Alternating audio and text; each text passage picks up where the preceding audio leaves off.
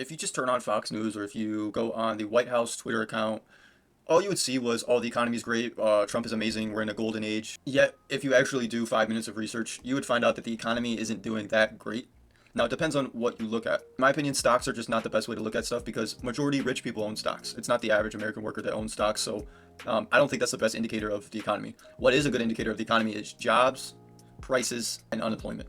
According to this new report, there has been the most job loss or job cuts since 2020, since the COVID pandemic. Okay. A red day on Wall Street after President Trump did what he's famous for, firing people. This time, the head of labor statistic, Erica McIntyre, who Mr. Trump says, without evidence, isn't reporting accurate numbers. McIntyre not commenting.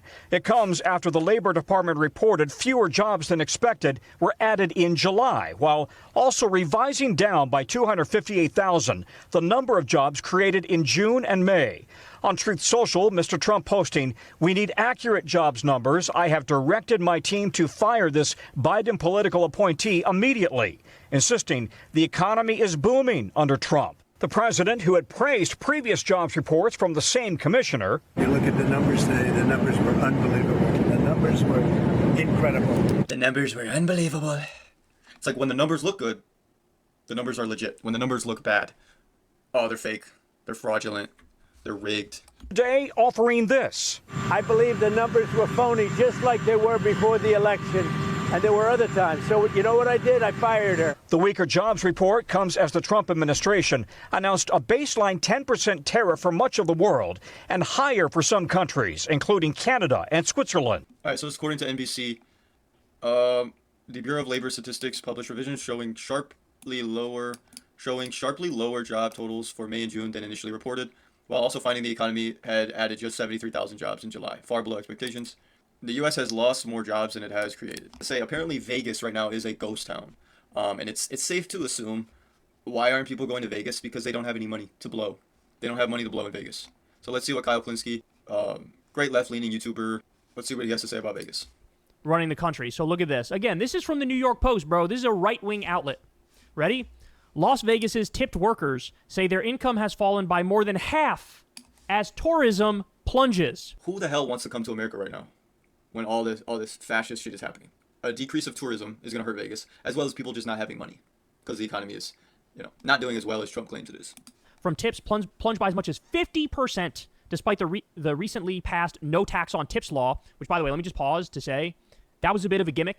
It's like no tax on tips, only up to like $25,000 or something, but they also take the money back away from you on the back end because they take your Medicaid away from you and other things as well, food stamps, etc. So it was really just a gimmick. It's total bullshit. It's not actually. Like, the tax cuts for the wealthy are permanent, but no tax on tips was only up to like $25,000, and they stole it from you on the back end anyway. All right, let's continue. As tourism in Sin City takes a hit from President Trump's global trade war, no tax on tips, that's a rad thing, but it doesn't really do us much good if there isn't any people to get tips from. Charlie Mungo, a 36-year-old tattoo artist in downtown Las Vegas, told the Wall Street Journal. Mungo said he has made about $1,500 a month in recent months. He added that Canadian customers, who make up about 30% of his clientele, have vanished. Quote, "We're all starting to freak out," he told the Journal. So look, in other words, even the people who were our best friends, our top allies, who had a genuine bond with us that felt like it was rock solid. Mexico. Well, when Trump comes in there and he starts threatening to invade Canada, and then he starts saying, "I'm going to put tariffs on you," even though I just negotiated a trade deal with you recently myself. And then he starts saying, "We're going to redraw the border and take more of your territory." And he starts calling him Governor Trudeau.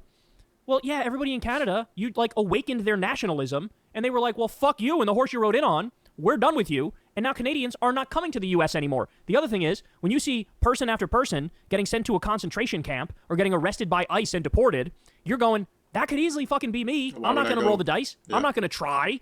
What if it fails? I'm just not going to go to the U.S. Why would I bother?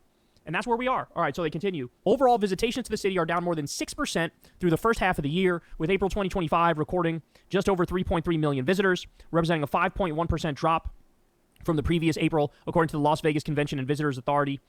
Airport traffic has also decreased, with April passenger traffic at Harry Reid International Airport loading 4.7 million, down 3.4% from April 2024. International visitor arrivals fell over 13% in June. Damn. Compared to the previous year, while domestic travel saw a 6.5% decline year over year based on CoStar data. The overall decline in tourism has hurt service sector workers who were expecting to benefit from Trump's campaign. And I would argue Vegas isn't even like America's #1 like tourism spot. It's probably New York and LA. I would love to look up those numbers and see if they've gone down for New York and LA as well. Because I would say Vegas is probably like the third most like touristy area in America. Maybe like the Grand Canyon. At Mon Ami Gabi restaurant on the Strip, a dinner menu cheeseburger with fries now costs $30, Jesus, plus tax and tip, compared to $16 4 years ago. This is what I'm saying. The inflation is hitting everywhere, too. That's the other thing. So there's a war on all of our allies, which means tourism goes down. Then you also have massive inflation hitting across a number of different sectors. This is a horrible mix, bro. Oh, total hotel room occupancy, that matters a whole bunch, right? And you know it does. I mean, the casinos make the bulk majority of, their guaranteed revenue off of things like Dude, resort this fees. is the Strip. This is the Strip. When was this video uploaded? 1 day ago. This is like the height of the I wouldn't say the height of the summer. It's kind of towards the end of the summer. But this is summer Vegas. This is the Strip in the summer in Las Vegas. But our total occupancy, get this, 78.7% for June.